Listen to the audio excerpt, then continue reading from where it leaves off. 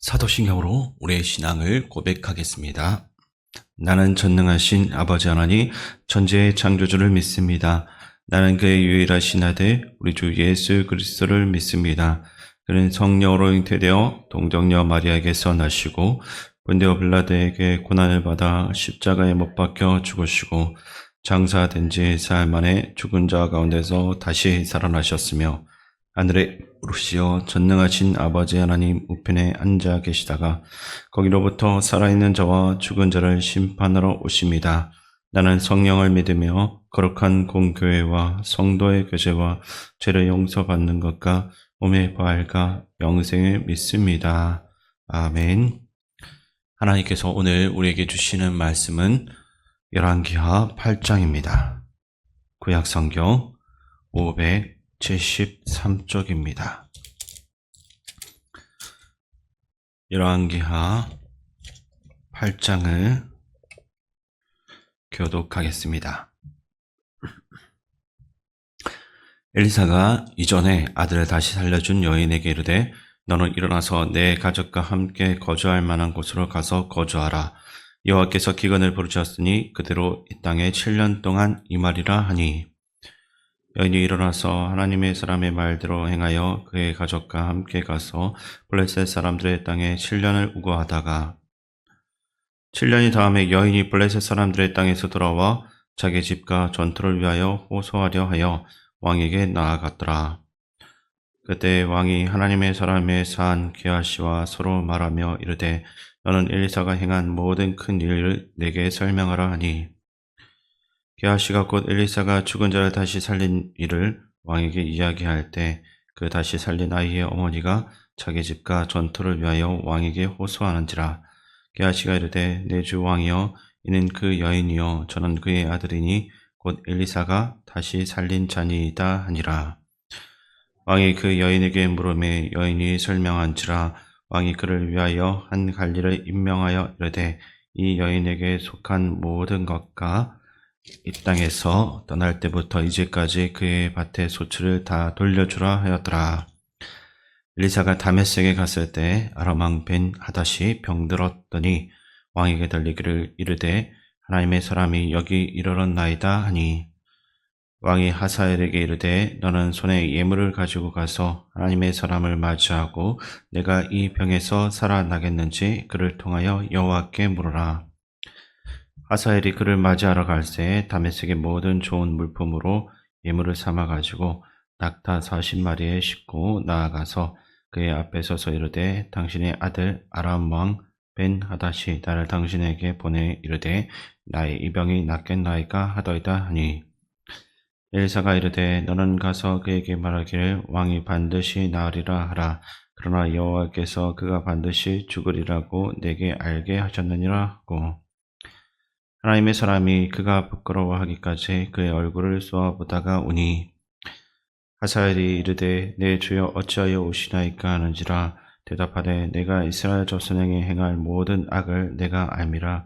내가 그들의 성에 불을 지르며 정을 칼로 죽이며 어린아이를 맺히며 아이벤 부녀를 가르리라 하니 하사엘이 이르되 당신의 개같은 종이 무엇이기에 이런 큰 일을 행하오리까 하더라. 엘리사가 대답하되 여호와께서 내가 아람 왕이 될 것을 내게 알게 하셨느니라 하더라. 그가 엘리사를 떠나가서 그의 주인에게 나아가니 왕이 그에게 묻되 엘리사가 내게 무슨 말을 하더냐 하니 대답하되 그가 내게 이르기를 왕이 반드시 살아나시리이다 하더이다 하더라. 그 이튿날에 하사엘이 이불을 물에 적시어 왕의 얼굴에 덮음에 왕이 죽은지라. 그가 대신하여 왕이 되니라. 이스라엘의 왕 아합의 아들 요람 제5년에 여호사밧이 유다의 왕이었을 때 유다의 왕 여호사밧의 아들 여람이 왕이 되니라. 여람이 왕이 될 때에 나이가 32세라 예루살렘에서 8년 동안 통치하니라. 그가 이스라엘 왕들의 길을 가서 아합의 집과 같이 하였으니 이는 아합의 딸이 그의 아내가 되었음이라. 그가 여호와 보시기에 악을 행하였으나 여호와께서 그의 종 다윗을 위하여 유다 멸하기를 즐겨하지 아니하셨으니 이는 그와 그의 자손에게 항상 등불을 주겠다고 말씀하셨음이더라. 여호람 때 에돔이 유다의 손에서 배반하여 자기 위에 왕을 세운 거로 여호람이 모든 병거를 거느리고 사일로 갔더니 밤에 일어나 자기를 에워싼 에돔 사람과 그 병거의 장관들을 치니 이에 백성이 도망하여 각각 그들의 장막들로 돌아갔더라. 이와 같이 에돔이 유다의 수하에서 배반하였더니 오늘까지 그러하였으며 그때 림나도 배반하였더라. 여호람의 남은 사적과 그가 행한 모든 일은 유다왕 역대지략에 기록되지 아니하였느냐. 여호람이 그의 조상들과 함께 자매 그의 조상들과 함께 다윗성에 장사되고 그의 아들 아하시아가 대신하여 왕이 되니라. 이스라엘의 왕 아합의 아들 요람 제12년에 유다왕 여호람의 아들 아하시아가 왕이 되니 아하시아가 왕이 될 때 나이가 22세라 예루살렘에서 1년을 통치하니라. 그의 어머니의 이름은 아달랴라. 이스라엘 왕 오므리의 손녀이더라. 아하시아가 아합의 집길로 행하여 아합의 집과 같이 여호와 보시기에 악을 행하였으니 그는 아합의 집의 사이가 되었음이로라. 그가 아합의 아들 요람과 함께 길랏 라못으로 가서 아람 왕 하사엘과 더불어 싸우더니 아람 사람들이 요람에게 부상을 입힌지라. 요람 왕이 아람 왕 하사엘과 싸울 때 라마에서 아람 사람에게 당한 부상을 치료하려 하여 이스라엘로 돌아왔더라. 유다의 왕 요람의 아들 아하시아가 아합의 아들 요람을 보기 위하여 내려갔으니 이는 그에게 병이 생겼음이더라. 아멘. 하나님께서는 기적적인 방법을 통해서 아람 군대를 철수시켰습니다. 1절을 보면 그 후 엘리사가 자신에게 친절을 베풀었던 수넴 여인을 찾아가서 앞으로 큰 기근이 있을 것이다 라고 알려주며 피신하라고 건면했습니다. 여인은 엘리사의 그 말을 듣고서 순종하는 믿음을 보여주었습니다. 결국 그녀는 자신이 가진 모든 것을 내려놓고 이방 땅인 블레셋으로 가서 7년 동안 거기서 살았습니다. 7년이 지나가고 여인은 다시 고향으로 돌아와 자신의 집과 전토를 되찾기 위해서 왕을 찾아가게 됩니다. 바로 이때 장면이 바뀌면서 왕과 엘리사의 종 게하시가 대화를 나누고 있습니다. 게하시는 엘리사가 이전에 죽은 자를 살렸던 놀라운 일에 대해서 왕에게 이야기하고 있었습니다. 이야기가 한창 절정에 이를 무렵 바로 그 기적의 주인공인 여인이 왕 앞에 나타난 것입니다. 왕은 자신이 듣고 있는 그 이야기 속에 실제 인물이 눈앞에 나타난 것을 보고 놀랐습니다. 세상은 이런 일을 우연이라고 말할 수 있겠지만 믿음의 사람은 이것을 하나님의 섭리라고 고백하는 것입니다. 수넴 여인은 엘리사의 말씀에 순종해서 알지도 못하는 이방 땅에서 7년 동안 살았습니다. 그리고 돌아와서 왕 앞에 서게 되었을 때 하나님은 그 순종을 아주 놀라운 방법으로 보상해 주셨습니다. 왕은 여인의 말을 듣고 그녀가 잃어버린 집과 밭뿐만 아니라 7년 동안에 그 땅에서 났던 모든 소출까지 돌려주라고 명했습니다.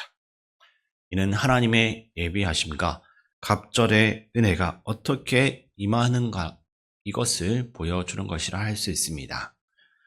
말씀은 우리에게 정말로 중요한 교훈을 주고 있는데 이해할 수가 없는 상황이 닥치고 우리의 눈에는 전혀 설명되지 않는 일들이 생길 때가 있습니다. 그러나 그럴 때마다 우리가 하나님 말씀에 순종하고 그것을 믿음으로 나아가면 우리도 하나님의 인도하심과 살아계신 섭리를 경험하게 된다는 것입니다. 이어지는 7절부터 또 다른 사건이 기록되어 있습니다. 7절과 8절 말씀을 제가 읽어드리겠습니다. 엘리사가 다메섹에 갔을 때 아람 왕 벤하닷이 병들었더니 왕에게 들리기를 이르되 하나님의 사람이 여기 이르렀나이다 하니 왕이 하사엘에게 이르되 너는 손에 예물을 가지고 가서 하나님의 사람을 맞이하고 내가 이 병에서 살아나겠는지 그를 통하여 여호와께 물으라. 아멘. 아람 왕 벤하닷이 병이 들자 엘리사에게 자신이 병이 나을 수 있는지를 묻습니다. 사실 벤하닷은 이런 것을 물을 관계가 아닙니다. 처음에 엘리사와는 완전히 원수 같은 관계입니다. 6장에서도 우리가 살펴봤지만 그는 엘리사를 사로잡기 위해서 군대를 동원했던 사람입니다. 그런데 막상 자신이 병에 걸리니까 그의 관심은 오직 자기의 병이 나을 수 있는지에만 쏠려 있었습니다. 우리는 그 모습을 보며 우리의 관심은 어디에 있는지, 하나님을 더 깊이 알아가고 그분께 순종하고 있는지, 아니면 하나님을 통해 무언가 얻는 것에만 집중하고 있는지를 다시 돌아볼 수 있어야 됩니다. 엘사는 벤 하닷의 신하 하사엘에게 왕의 그 병에 대한 답을 전해주면서 병은 낫겠지만 결국 죽게 될 것이다 라고 전합니다. 얼핏 보면 모순적인 예언 같지만 그 의미는 분명했습니다. 병 자체로는 회복될 수 있지만 결국 하사엘의 암살로 인해서 죽게 될 것을 말한 것입니다. 이어서 12절과 13절 말씀을 제가 읽어드리겠습니다. 하사엘이 이르되 내 주여 어찌하여 오시나이까 하는지라. 대답하되 내가 이스라엘 자손에게 행할 모든 악을 내가 알미라. 내가 그들의 성에 불을 지르며 장정을 칼로 죽이며 어린아이를 맺히며 아이벤 부녀를 가르리라 하니, 하사엘이 이르되 당신의 개같은 종이 무엇이기에 이런 큰일을 행하오리까 하더라. 엘리사가 대답하되 여호와께서 내가 아람 왕이 될 것을 내게 알게 하셨느니라 하더라. 아멘. 이때 엘리사는 눈앞에서 하사엘을 보면서 눈물을 흘립니다. 왜냐하면 앞으로 하사엘이 어떤 끔찍한 일들을 자신의 동족들에게 행할지를 미리 알고 있었기 때문입니다. 성경은 그가 사마리아에 불을 지르고 장정들은 칼로 죽이며 어린아이와 임산부까지 잔혹하게 해칠 것을 기록하고 있습니다. 엘리사는 바로 그 비극을 예견하고 눈물을 쏟아낸 것입니다. 열왕기하 8장 13절을 보시면 하사엘이 개보다 못한 내가 어찌 그런 큰일을 저지를 수 있겠습니까? 라고 말합니다. 겉으로는 자신을 낮추고 겸손하게 부정하고 있는 것 같이 보이지만 불과 이틀 뒤 그는 반역을 일으켜서 왕을 죽이고 그 자리를 차지하게 됩니다. 눈앞에서는 겸손한 척했지만 결국 속에 있던 그 권력의 욕망과 생각들이 드러난 것입니다. 엘리사는 그 본질을 내다보고 있었습니다. 이 말씀은 사람의 현재의 모습이 전부가 아니라는 사실을 보여줍니다. 지금은 여건이나 위치가 되지 않아서 드러나지 않을 뿐이지 언제든 본 모습이 드러날 수가 있다는 것입니다. 그래서 우리는 늘 마음의 중심을 하나님의 말씀에 두고 있어야 됩니다. 말씀이 중심에 있지 않으면 인간은 사탄의 유혹과 자기 욕심에 쉽게 넘어질 수밖에 없는 것입니다.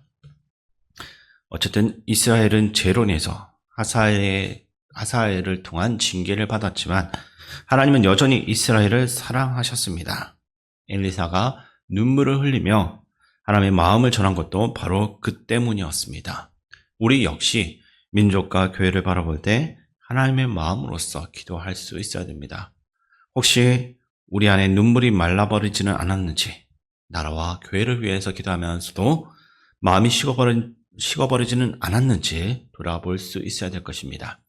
그래서 기도할 때 주님, 우리의 마음을 주님의 마음으로 채워주옵소서라고 간구해야 하는 것입니다. 하사엘은 엘리사에게 들은 말씀을 왕에게 전했는데 왕이 병에서 회복될 것이다 라는 이 말만 전하고 자신이 왕의 자리를 차지할 것이다 라는 그 예언은 숨깁니다. 그리고 병상에 있던 왕의 얼굴을 젖은 이불로 덮어서 질식시켜 죽이고 자신이 왕이 됩니다. 이것은 마치 병으로 죽은 것처럼 위장한 것입니다. 16절부터 보시면 남유다 여호람 왕의 통치 이야기가 이어지는데 그는 여호사밧의 아들로 아버지가 생존해 있을 때부터 정치적인 활동을 했습니다. 그런데 그는 아합의 딸 아달랴와 결혼하면서 이스라엘 왕들의 그 악한 길을 따라가게 됩니다. 결국 우상숭배에 빠지고 아달랴의 호강 속에서 악을 행하면서 백성까지 미혹하는 참담한 일을 벌이는 것입니다. 그럼에도 하나님은 다윗과 오래전 했던 언약 때문에 유다를 완전히 멸하지는 않습니다. 다시 전심으로 하나님을 섬겼던 약속을 기억하시고 유다를 지키셨던 것입니다. 그러나 제약을 행하는 유다를 징계하셔서 에돔이 반역하도록 만드셨습니다. 이 에돔은 다윗 시대부터 속국이었지만 스스로 이제 왕을 세우고 독립을 했고, 여호람이 병거를 이끌고 진압에 나섰지만 포위를 당해서 간신히 빠져나와야 했습니다. 이것은 하나님께 돌아오지 않은 남유다가 끝까지 보호받지 못한다라는 사실을 잘 보여주고 있는 것이라 할 수 있습니다. 결국 여호람이 죽고 아하시아가 왕에 올랐습니다. 그러나 아하시아 역시 아버지처럼 악을 행하다가 몇 년 되지 않아서 예후에게 죽임을 당합니다. 그의 나이 겨우 22세였습니다. 그의 어머니 아달랴의 영향을 받아 계속해서 우상 숭배와 악한 정책은 멈추지 않았습니다. 이것을 통해 우리는 내 주변에 하나님을 떠나게 만드는 사람이 없는지를 돌아볼 수 있어야 됩니다. 또 내 시간을 빼앗고 악한 길로서 유혹하는 것들이 무엇인지 살펴야 합니다. 혹시나 나도 모르게 아합의 길, 우상 숭배의 길을 따라가고 있지는 않은지 깊이 생각해야 되는 것입니다. 오늘도 아합의 길로 가지 말고 오직 하나님의 말씀을 따라가는 삶을 살아가심으로써 하나님께 기쁨이 되는 삶이 되시기를 주님의 이름으로 축원드립니다. 사랑의 하나님 아버지, 오늘 말씀을 통해서 우리의 마음이 하나님 말씀 위에 끝까지 바로 서야 함을 깨닫게 하시니 감사드립니다. 하사엘처럼 그 모습은 낮추는 듯 했지만 속에 그 숨은 욕망이 드러나서 악한 것을 행했던 것처럼 우리의 마음도 늘 말씀으로 지켜내려고 하지만 때로는 우리 마음 안에 있는 욕망이 악한 모습으로 드러날 때가 있습니다. 이런 저희를 긍휼히 여겨 주시옵소서. 또한 민족과 교회를 향한 주님의 마음을 우리에게 부어주시고 주님의 눈물과 같은 마음으로 날마다 기도할 수 있게 도와주시옵소서. 악한 길에서 즉시 떠나 하나님 말씀을 따라 날마다 살아가는 참된 제자가 되게 하여 주시옵소서. 예수님의 이름으로 기도드립니다. 아멘. 주기도문으로 예배를 마치겠습니다. 하늘에 계신 우리 아버지, 아버지의 이름을 거룩하게 하시며 아버지의 나라가 오게 하시며 아버지의 뜻이 하늘에서와 같이 땅에서도 이루어지게 하소서. 오늘 우리에게 일용할 양식을 주시고 우리가 우리에게 잘못한 사람을 용서하여 준 것 같이 우리 죄를 용서하여 주시고 우리를 시험에 빠지지 않게 하시고 악에서 구하소서. 나라와 권능과 영광이 영원히 아버지의 것입니다. 아멘. 기도 제목 나누기 전에 잠시 교회 소식 전달하겠습니다. 김원영 권사님의 부친 고 문성수 목사님께서 하나님의 부르심을 받았고 오늘 위로 예배가 오후 3시 을지대병원 장례식장 지하 2층 9호에서 있습니다. 교회 출발은 오후 2시 40분입니다. 많은 분들이 참석하셔서 위로해 주시기 바랍니다.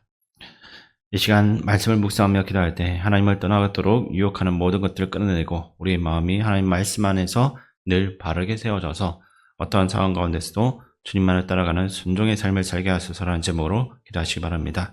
또한 나라, 민족, 국가 지도자, 교회 어르신들과 하나들 위해 기도해 주시고 다음 세대와 전 세계에서 복음 전하는 선교사님들, 담임 목사님을 위해 기도할 때 교회를 지키는 영적 방패로서의 굳건함과 담대한 마음을 주시고 재활 치료 가정 가운데서도 하나님의 은혜가 함께 할 수 있도록 우리 함께 마음 모아 기도하겠습니다.